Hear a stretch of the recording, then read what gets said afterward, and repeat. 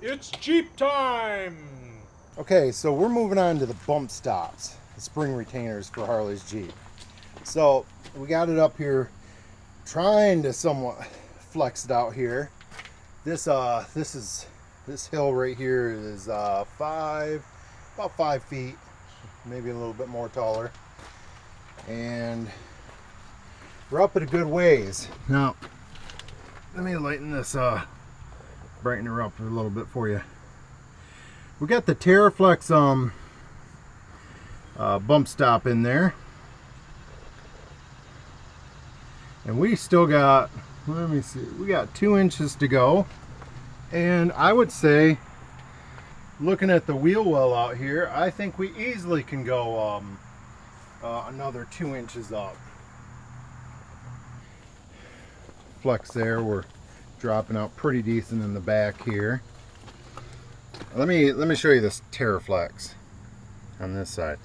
So I love their bracket, and it comes down and ends right down there. There's a mating line right there, and of course their bump stop slides in from there down. What I don't like about it is it has a collar up inside here with an Allen head, and I'm telling you guys, if you live anywhere from mid-country north, do not get the Teraflex. I mean, if this thing sees 1 grain of salt, you know, that's anti-seize that's on that.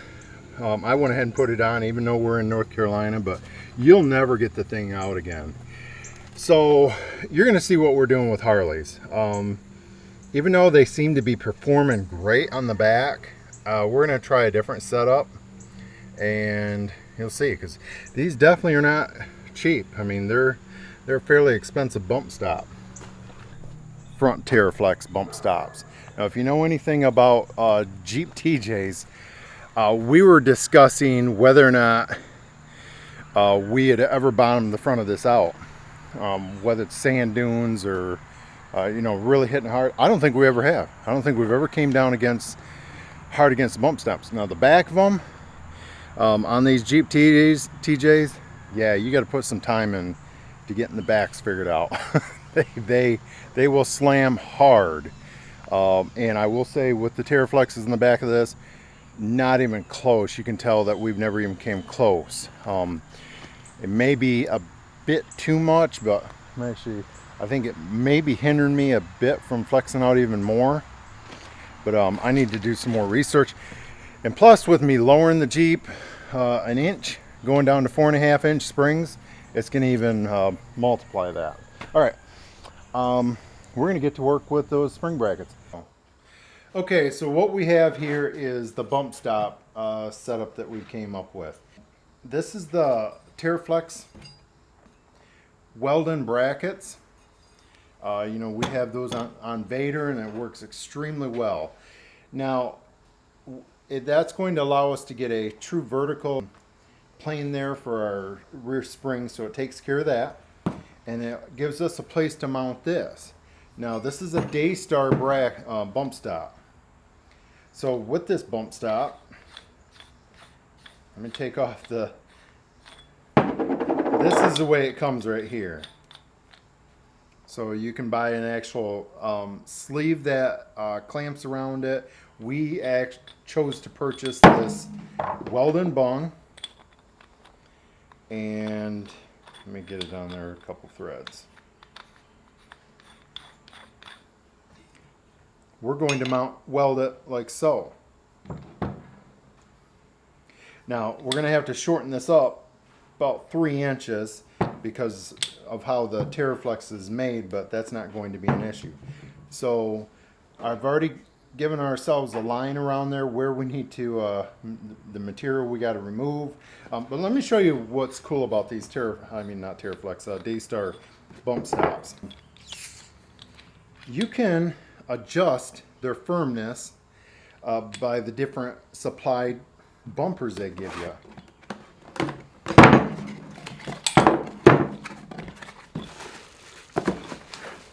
Must have left it somewhere else, sorry.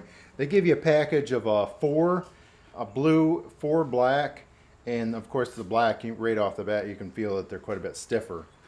But what you can do with those is, let's say you wanted a really soft bump stop, you run double blue.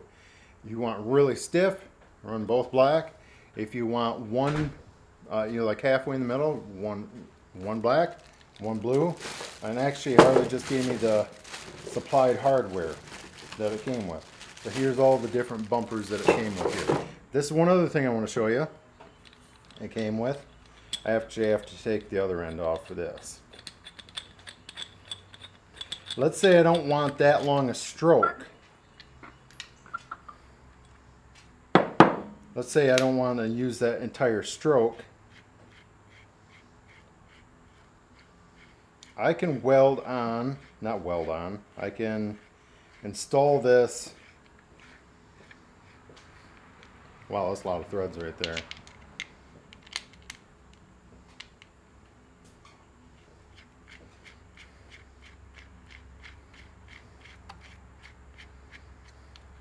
I can install that bumper right there. And it's not a bumper, it's a sleeve or whatever that essentially shortens the stroke. So we have just taken, what, about 1.25 inches the stroke out with that. And now we can just choose whatever stiffness of bumper we want. If you want the blue, the soft one in there, or the black one.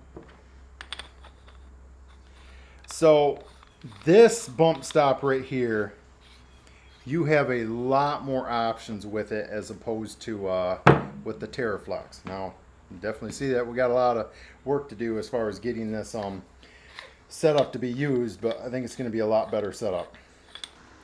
Okay, so change of plan. We moved it. Our cut lines, we're actually going to cut it just 1.5 inches up. Our rubber isolator right there will go about there. Give us a little bit of steel still sticking out. He's got to remove that entire area, so he's going to grind that down.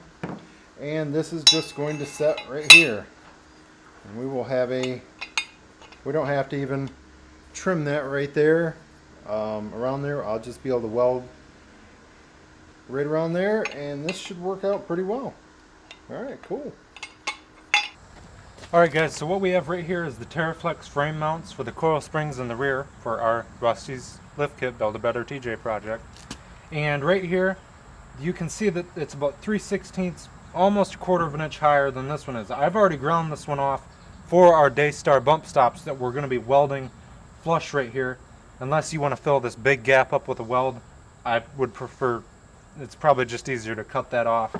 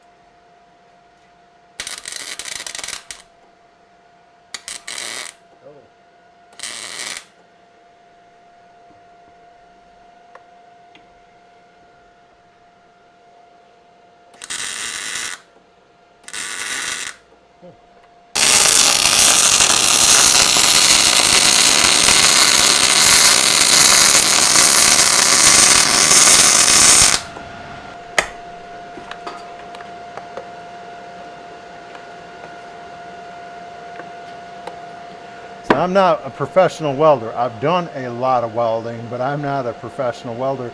I'm a professional carpenter and remodeler. So.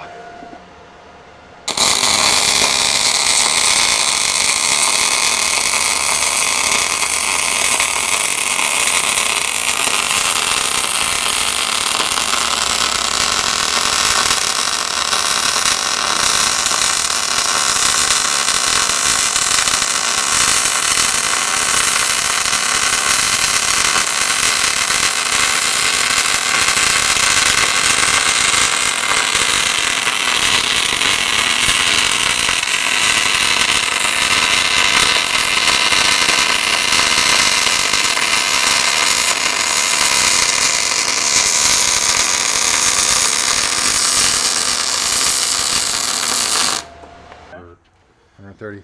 All right, so this is what we got. Got those welded up. He's cleaned them. Turned out pretty excellent. This is the finished bump stop in there. I'm pretty happy with these. These are turned out. I think these are going to be much better than the Teraflexes. Yeah, And see, already works. excellent. Teraflex and Daystar. Wonder where their name came from. Daystar or Teraflex? Oh, by the way, Daystar, if I were to rate their instructions, well, they didn't put no instructions in there, so you're just going to have to guess how this thing goes together. FYI. I guess they figure if you're doing something like this, that you should know how to put it together. But I think I possibly got the flats on this on the wrong end. Let's see, focus. See the flats right there? I think I got to turn that shaft around and put the flats inside. But I'm not for certain. I guess they can be there. I don't know. Like I said, I had a taped up box. I could tell it had never been opened, but no instructions. So either way, we're happy with them.